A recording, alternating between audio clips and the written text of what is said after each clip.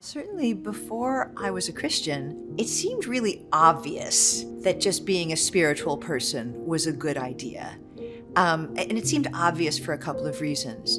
Being a spiritual person, as opposed to being a biblical Christian, didn't constrain you to a particular worldview. It didn't come with a small little box, in my perspective, and it didn't come with a set of rules that would be very, very hard to fulfill. It also seemed that it was something that would create sort of a big table. Everybody could come to the table and their humanity could be honored.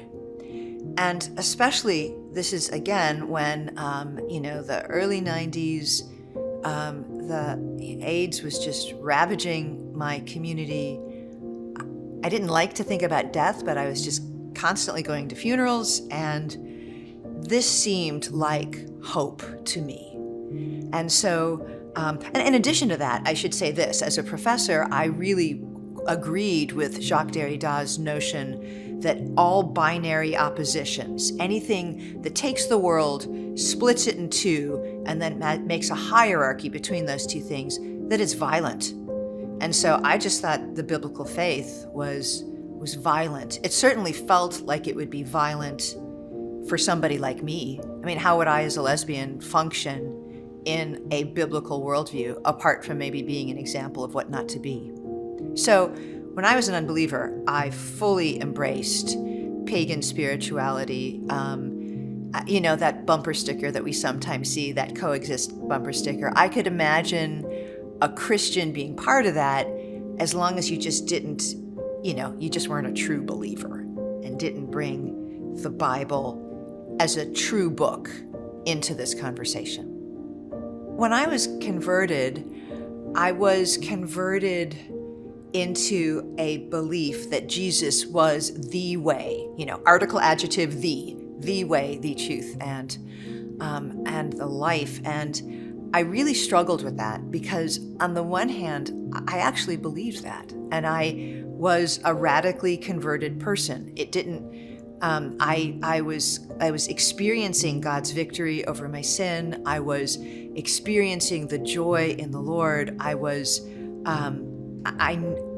developing even an assurance of salvation, but I still wanted to leave a lot of room for my friends to think differently than I did. I still wanted to believe, in some ways, in that coexist bumper sticker, that I could have a kind of inclusive Christian faith, not an exclusive Christian faith.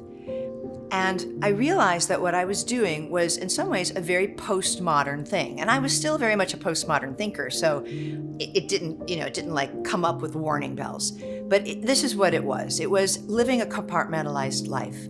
On Sunday, I was with my Christian friends and I was all in. And on Monday, I'm with my professor friends and my lesbian community, and I'm on shaky ground. I just wanted to believe that maybe there were 2 ways or 3 ways or 100 ways.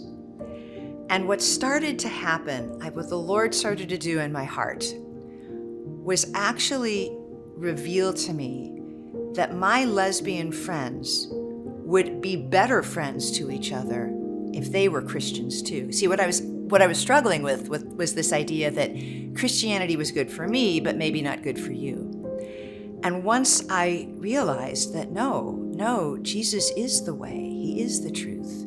And the truth does set you free, but it sets you free on Jesus's terms, and I can't make up those terms. And so that's when I started to realize that no, being an unbiblically spiritual person is not kind. It's deceptive. And being a biblical Christian is the only kind place from which we can offer real rescue to the people who are trapped in these lies, to the world.